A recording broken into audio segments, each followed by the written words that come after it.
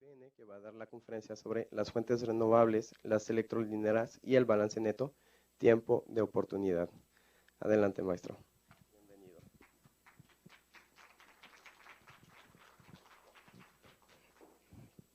Bien, buen día a todos y les agradezco de verdad su presencia. También un agradecimiento a la gente de Politécnico y especialmente también a la gente de la UNAM que nos ha hecho el favor, obviamente, otra vez de invitarnos a participar.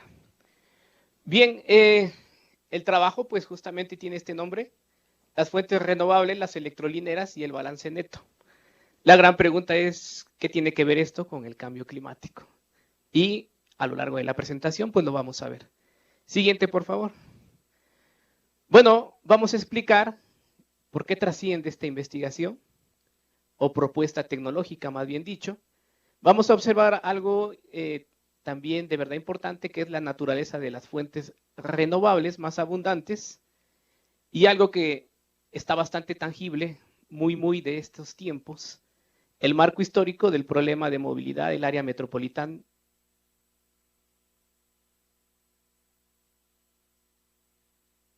Vida, que es el auto eléctrico, y algo que ya existe también, pero que no es renovable, lo que son las electrolineras, que no es más que, podríamos decir, la estación de recarga o el equivalente a una gasolinera. El almacenamiento eléctrico, porque tiene que ver con todo ello, y un esquema bastante conocido en el mundo de los negocios energéticos, que es el esquema de aprovechamiento balance neto, o mejor conocido en inglés como net metering. Al final veremos conclusiones. Siguiente, por favor. Bueno, ¿por qué trasciende este trabajo? Si bien las electrolineras, les digo, ya existen, en Polanco incluso ya están funcionando, aunque lo que no hay muchos son autos eléctricos. El asunto es que nos ha alcanzado un problema que ahora lo multiplicamos por 2, que es el hoy no circula. La mayor parte de jóvenes acá pues ya nacieron pues con este programa, ya existe, ustedes nacen y por ejemplo alguien dice, bueno, pues las computadoras existen desde que yo nací, por decirlo así, y ustedes que tienen menos de 25 años pues saben que el programa Hoy no circula ya existe desde antes que naciera, ¿no? Pero los que tenemos un poco más de 30 años, sabremos que algún día eso no existía, ¿no? Entonces, lo vemos más como problema y ustedes lo ven algo como algo cotidiano. Y sin embargo, nosotros, vamos a hacer una propuesta en un tiempo de oportunidad bastante aceptable, por decirlo así, conjuntando 3 cosas: renovables, las electrolineras y el esquema de aprovechamiento energético conocido como net metering. Siguiente, por favor. Bueno, las fuentes renovables, y entre ellas la solar y la eólica, son las más abundantes. Digo, si alguien en un momento dado quiere escarbar ahí debajo del Popocatépetl, quizás se encuentre vapor de agua, ¿no? Y pueda aprovechar en la cuestión geotérmica esa agua caliente o ese vapor de agua. Y sin embargo, cualquiera de nosotros que pueda escarbar, por decirlo así, bueno, no acá, sino en los prados, quizás a unos 20 o a unos 10 metros pueda encontrar un venero de agua, ¿no? Pero no encontraría vapor de agua, ¿no? Si nos vamos, por ejemplo, a Dubái, la gente quiere escarbar para encontrar agua y encuentra petróleo, ¿no? Entonces, es abundante digamos, el recurso eólico, pero lo es más el solar, ¿no? Donde quiera que uno despierta, pues al amanecer hay sol, ¿no? Es abundante pero disperso, ¿no? Entonces, bajo esa consigna, buscamos aprovechar obviamente ese recurso. Siguiente, por favor. Bueno, pero pasa algo.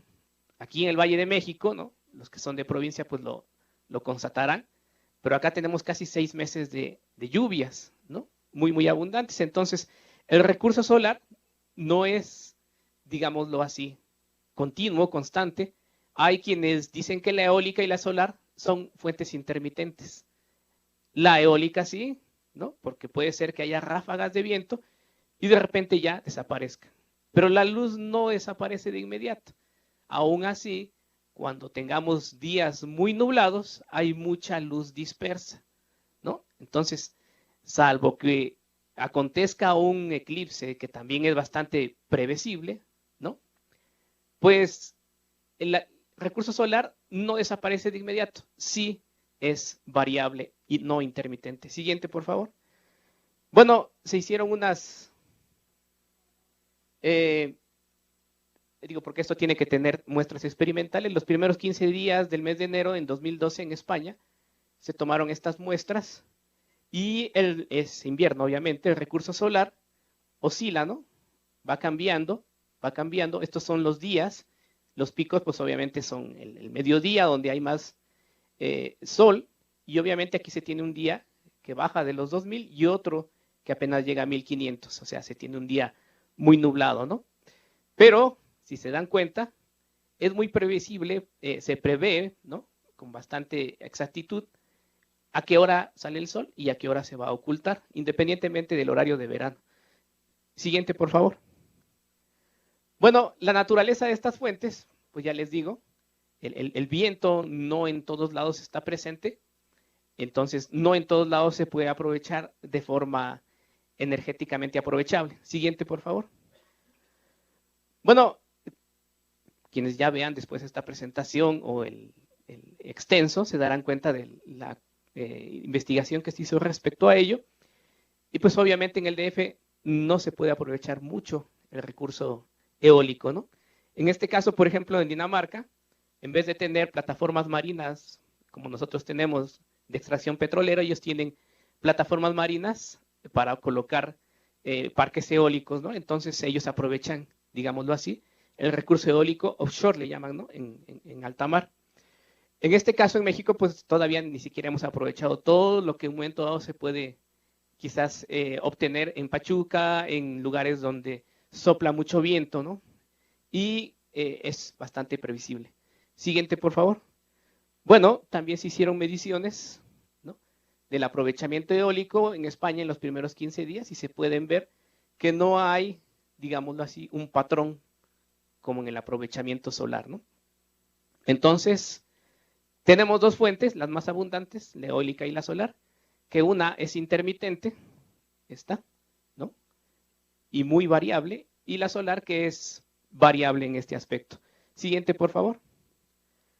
Bueno, le llaman fuentes no firmes, pues porque en un momento dado, por decirlo así, fuentes firmes tenemos la nuclear, la termoeléctrica y también la hidráulica, siempre y cuando pues tengamos agua, ¿no? Entonces se puede aprovechar todo el embalse, la mitad del embalse o lo que haya. En cuanto a la cuestión, digámoslo así, termonuclear, pues lo que se necesita es el combustible nuclear y que produzca al máximo. Y la cuestión eléctrica convencional, pues se necesita gas, combustible, algo que para calentar agua. Entonces esas son conocidas como fuentes firmes. Las otras, las que en un momento dado no se pueden controlar, por decirlo así, que es la cantidad de irradiación solar o la cantidad de ráfaga de viento, la velocidad del viento, pues son fuentes no firmes. Siguiente, por favor. Bueno, ¿cómo utilizarlo? Bueno, ayer teníamos al doctor Daniel Ruiz, con el que estamos trabajando, justamente nos decía, bueno, es que se pueden conectar, sí, pero y cuando se tiene más sol del que se prevé, ¿no? ¿Qué hacer con él? O cuando se tiene más viento, ¿no? En España, por ejemplo, cuando sopla más el viento, se ha tenido un 45% de participación eólica y el resto de térmica e hidráulica. Lo que implica pues que ya están llegando casi a la mitad, ¿no? O sea, se pueden combinar ambas sin temor a que haya tantos disturbios. En Dinamarca tienen la consigna de llegar al 100%. Dice, nos vamos a olvidar de quizás comprar gas natural a Noruega, a los rusos y tener sistemas 100% renovables. ¿Dónde se ve eso? Irónicamente, en Paraguay se tienen sistemas 100% renovables con toda la cantidad de agua que ellos tienen. Siguiente, por favor. Bueno, tenemos entonces que estas fuentes abundantes, la fotovoltaica, la eólica, quizás la mini hidráulica, se puedan en un momento dado, como no son fuentes firmes, aprovechar justamente en el almacenamiento eléctrico en los autos. Digo, el concepto ya existe. Aquí tenemos una electrolinera renovable, ¿no? Entonces, lo único que necesitamos es darnos cuenta de que vamos a tener, si seguimos como seguimos, no solamente a tener un doble hoy no circula, sino el día que en un momento dado esta clase media que cada vez tiene más recursos adquiera otro auto, pues vamos a tener un triple hoy no circula, o quizás lo único que tengamos que escoger es el día que queremos circular, ya que quizás todos los tengamos restringidos. Siguiente, por favor. Bueno, yo no sé si esto sea cierto, ¿no? Porque no me dedico a cuestiones de salud, pero dice que en México 20.500 muertes al año son prematuras por contaminación. No especifican en qué, la fuente es el mes pasado de la revista Contenido, ¿no? Donde hacen justamente un reportaje que se llama La neta del hoy no circula. Y como los que tenemos más de 35 años sabemos, empezó como un programa temporal y se llamó Un día sin auto, ¿no? En ese entonces, porque yo tengo de hecho un primo, ¿no? Que tiene problemas en la sangre por plomo, nacido en los 80, decían, bueno, pues es que lo único que tenemos que hacer es cambiar la gasolina y dejar de ponerle plomo.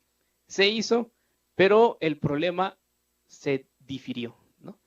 A ver si a la siguiente generación de ingenieros se les ocurre algo justamente para que en un momento dado puedan resolver el problema que nosotros les vamos a dejar, ¿no?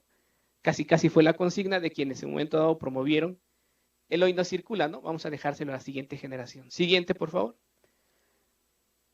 Bueno, por problemas de salud, la mala calidad del aire en estas metrópolis que son grandes y que están ubicadas en altiplanos, ¿no? O sea, el DF no solamente tiene el problema de que es gigantesco, sino que estamos a 2.500 metros sobre el nivel del mar, lo que implica pues de que en un momento dado necesitan más oxígeno los autos justamente para llevar a cabo su combustión y bueno, estamos en un altiplano y no se puede disipar también ese aire en lo que se conoce o lo que ustedes conocen como las inversiones térmicas.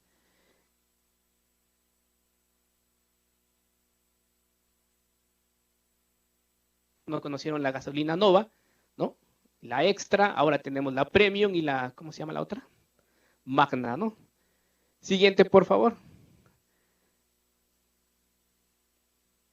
Bueno, me pasé una. Hace 25 años los periódicos comenzaron a reportar muerte de personas a causa de la contaminación en el Valle de México, a causa de la contaminación atmosférica, y así como el nacimiento de niños con altos niveles de concentración de plomo, ¿no? Uno de ellos les digo, no puedo mentir a ese respecto, mi primo Fabián tiene problemas justamente de salud, tuvo que irse a vivir a provincia justamente porque nace en los 80s y tiene problemas de plomo, ¿no?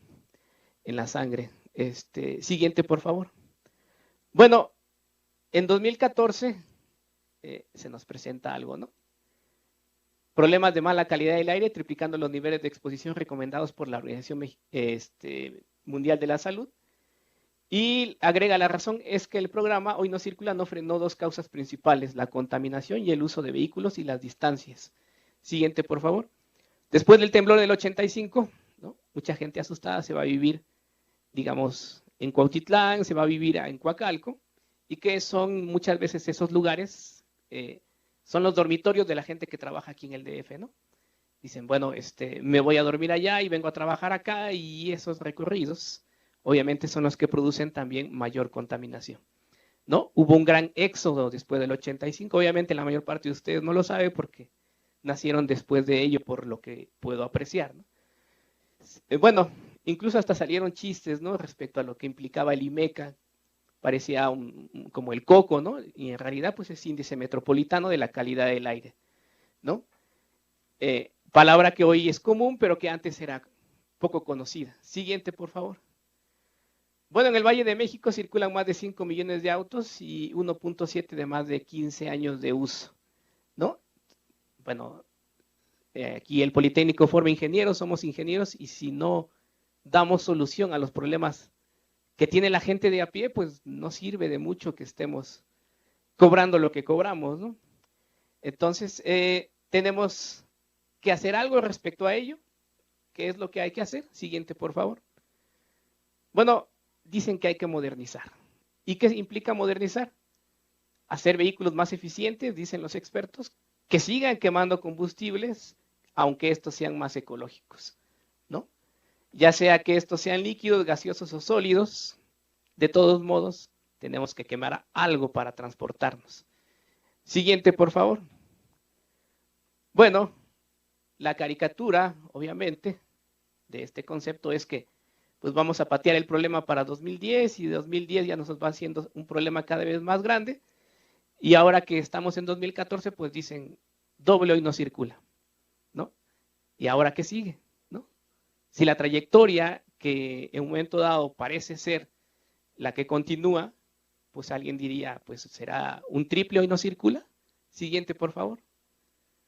Bueno, en ese contexto, el posible y paulatino cambio de vehículos de combustión interna eléctricos traería un importante ahorro monetario y siempre y cuando el costo de la energía eléctrica sea menor al de los combustibles convencionales. Sí es cara la gasolina, ¿verdad? Bueno, para los que usan bastante el auto, ¿no? Sí que lo es. Y aún así todavía no pagamos los costos que paga, por ejemplo, el europeo de 1,25, 1,50 euros el litro, 2,20, por ejemplo, en Turquía. No pagamos todavía esos niveles y aún se nos hace caro, ¿no? ¿Qué hacer? Bueno, tenemos como ingenieros que proponer una solución. Siguiente, por favor. Bueno, no serviría mucho cambiar el parque vehicular de combustión interna a eléctrico. Sí, para complementar el incremento de demanda de electricidad, para la consabida recarga de los vehículos eléctricos se construyen plantas de generación eléctrica que consuman el combustible que no consumirán los autos. Esto ya no sería patear el problema al futuro, sino patearlo hacia las afueras de la ciudad, ¿no? Si en un momento dado empezamos a comprar autos eléctricos y los conectamos como tal, ¿no? Al enchufe eléctrico, al contacto, lo único que vamos a hacer es que Comisión Federal y la Secretaría de Energía construyan termoeléctricas alrededor de toda la ciudad, ¿no? Entonces, lo que no contaminamos aquí, vamos a contaminar fuera. Algo hizo la Secretaría de Energía y dice, energía nuclear y gas natural son tecnologías limpias, ¿no? Como si un cambio de nombre simplemente hiciera que las plantas dejaran de contaminar, lo cual no es cierto. Digo, si vamos a quemar 1 kilo de carbón, nos va a producir 1 kilo de carbón de partículas en suspensión en el aire. Pero si quemamos el equivalente de gas natural, nos va a producir 300 gramos. Es una tecnología ligeramente más limpia, pero no deja de contaminar, ¿no? Un cambio de nombre no va a provocar que en un momento dado cambie nuestra realidad. Siguiente, por favor. Bueno, la movilidad sostenible no depende solo del auto eléctrico. Ello porque cambiar el problema de lugar es mejor que solucionarlo de verdad.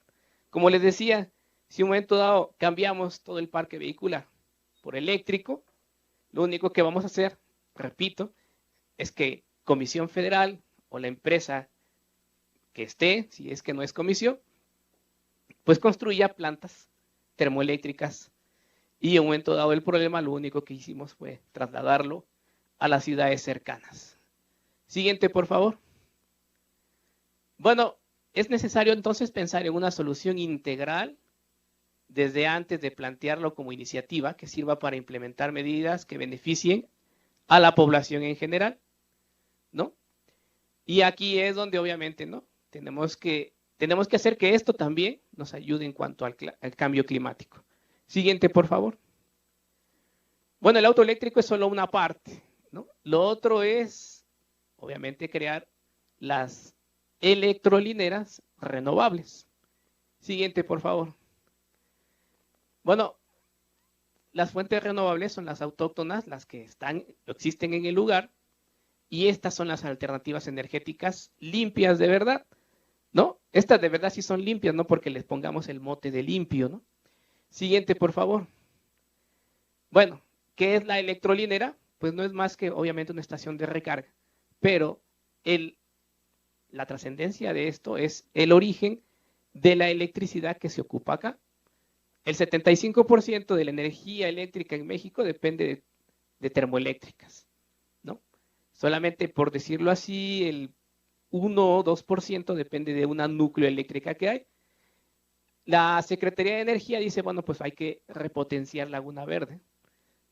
Y si nos deja la población hay que poner otra, ¿no? Esa es la otra consigna. El problema es, ¿podemos nosotros producir combustible nuclear? ¿No? Si a cada rato se nos pierden, ¿no? O más bien dicho, se roban, ¿no? Lo que vienen siendo equipos médicos radioactivos. Imagínense lo que va a pasar si en un momento dado nos ponemos a producir combustible nuclear. Y después, bueno, ya que pierde su vida útil ese combustible nuclear, torio, uranio, el que fuera, ¿dónde lo vamos a ir a dejar, no? ¿Qué haremos con ese combustible? Siguiente, por favor.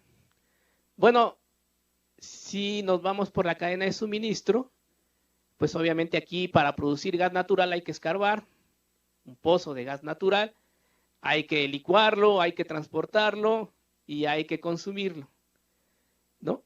Lo mismo sucede si es combustóleo, ¿no? Hay que hacer un pozo petrolero, hay que transportar ese petróleo, hay que llevarlo a las centrales eléctricas, hay que quemarlo y finalmente este va a producir energía eléctrica. Cadenas de suministro bastante largas, ¿no? Siguiente, por favor. Bueno, al tener fuentes no firmes, esto implica que en un momento dado, durante un día se puedan tener una gran producción eólica y en otro día no. ¿No? Normalmente el sol no oscila demasiado, el recurso solar. Nos decía ayer el doctor Daniel, si no sabemos conectar esto nos va a causar mucha inestabilidad y también otro problema, tensión alta, ¿no? Tenemos mucha gente produciendo y poca gente consumiendo. ¿Dónde llevar la energía que en un momento dado no puede, en un momento dado, remitirse a un sitio? Pues hay que llevarlo justamente a esto, al almacenamiento eléctrico. Hemos estudiado el almacenamiento eléctrico y es muy caro. ¿Por qué? Pues porque no solamente no hay quien lo pague, no es atractivo para los sistemas eléctricos de potencia, mucho menos para los inversionistas. Y si no lo es, entonces, ¿por qué promoverlo? ¿O cómo venderlo? Pues justamente en los autos eléctricos. Siguiente, por favor. Bueno, es la alternativa, pero no es costeable, como les decía, como respaldo. No lo es. Pero sí lo es si lo llevamos a los autos eléctricos.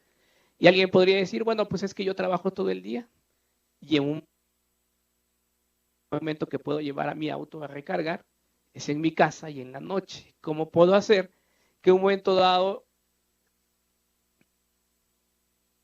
el sol me ayude a eso?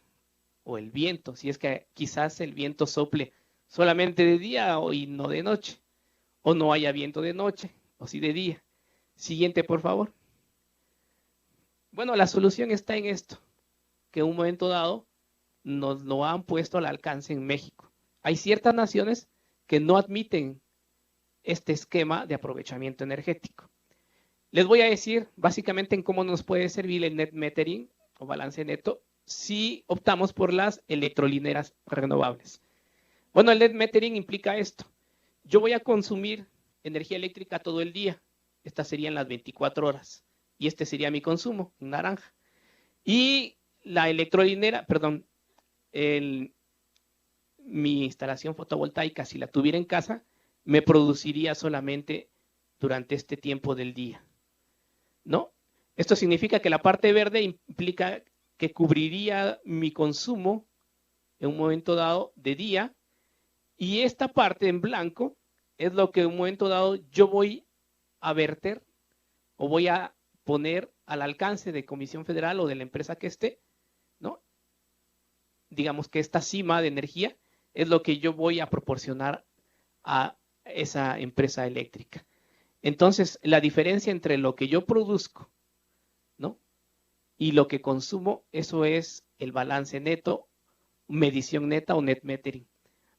Lo que implica, pues, que si puedo yo conectar mi auto eléctrico de noche y tener la suficiente capacidad de producción de manera tal que yo le devuelva toda esa energía, ¿no? A la empresa eléctrica. ¿Qué es lo que voy a tratar como consumidor? De que cuando menos llegar al empate. Significa pues que si produzco de día 300, por decir un número, kilowatts hora, puedo consumir de noche todo eso, ¿no? Lo único que me van a cobrar sería el mantenimiento de la conexión. En España está prohibido porque se dieron cuenta de que en un momento dado les pueden comer el mandado, como diríamos aquí en México. Pero antes de que en un momento dado acá nos digan que siempre, como dice mi mamá, que siempre no, pues antes que nos digan eso, pues hay que optar justamente por utilizar net metering o balance neto. Siguiente, por favor. ¿Qué ventajas tiene un solo gasto en la instalación tecnológica para tener independencia energética? ¿Qué es lo que puedo lograr si en un momento dado tengo una suficiente extensión en casa para conectarme? ¿No? Lo que hace o lo que hacía la gente de Luz y Fuerza. Digo, porque ya no existe, podemos hablar mal de ellos, ¿no? Poner la estufa eléctrica, el calentador, el boiler eléctrico y todo lo que pueda eléctrico. De manera tal que puedo hacer crecer mi consumo eléctrico, pero porque ahora solamente yo puedo generarme esta independencia energética, ¿no? Entonces, puedo tener el auto eléctrico, el boiler, ¿no? La estufa, ¿y qué otra cosa de alto consumo podría tener en casa? Bueno, quizás se me ocurra otra cosa más. No sé si a lo mejor la planta para soldar, ¿no? Si es que alguien se dedica a eso. Y entonces, podemos tener, o en este caso también las compañías eléctricas tendrán que crecer, porque si en un momento dado de día soy yo el que aporto, ellos lo tendrán que hacer de noche, ¿no? Bueno, no sé si alguien, espero que no haya políticos aquí, pero todavía no nos cobran a nosotros por aprovechar el sol. Entonces es un recurso gratuito. También lo es el sol, digo el sol, el viento, ¿no? Ya que le pongan un impuesto a esto, entonces como ingenieros habrá que pensar en otra alternativa que ellos no han pensado, ¿no? Entonces, de momento, pues la ventaja es la gratuidad en el recurso primario, ¿no? Costo cero del energético primario. Lo único que cuesta un poco caro, sí, es la instalación fotovoltaica o eólica. Siguiente, por favor. Bueno, nuestra nación tiene esta desventaja.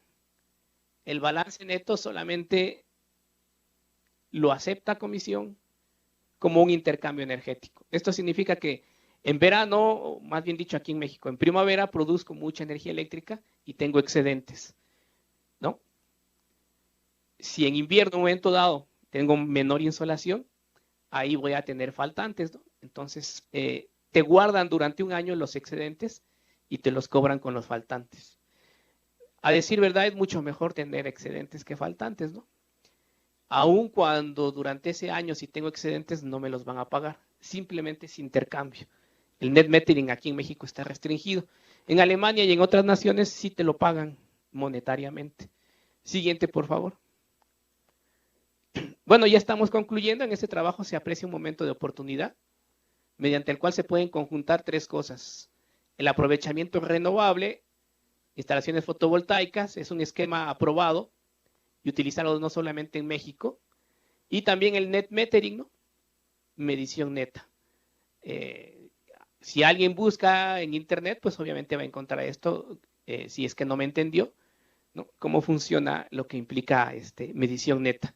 Tenemos tres cosas entonces: electrolineras, que tienen que ser renovables, el auto eléctrico, y el esquema de aprovechamiento, ¿no? Y otra ventaja, pues es que, pues, poca gente lo conocía hasta el día de hoy. Siguiente, por favor. Bueno, la alternativa del auto eléctrico es buena, pero en sí misma no es la panacea. Lo único que en un momento dado podemos aprovechar, pues es que esta ciudad sí tiene más o menos buenas vialidades. Lo digo porque en provincia no invirtieron en vialidades. Uno va a Cuernavaca y dice, bueno, pues, la gente de repente empezó a comprar muchos autos y nuestros gobiernos o los gobiernos locales pues no invirtieron en vialidades, ¿no? La Ciudad de México sí lo hizo, entonces, a pesar de todo el tránsito lento que pueda haber, hay aceptables vialidades, no podría decir que buenas, ¿no? Pero sí las hay. Entonces, la única cuestión acá, pues, es, obviamente, vender el asunto de las tecnologías renovables, y ahora ya sabemos cómo, justamente para resolver un problema que quizás hoy es doble, por el doble no circula, mañana será triple quizás, cuádruple, y hasta el infinito y más allá, como dicen los niños, ¿no? Siguiente, por favor.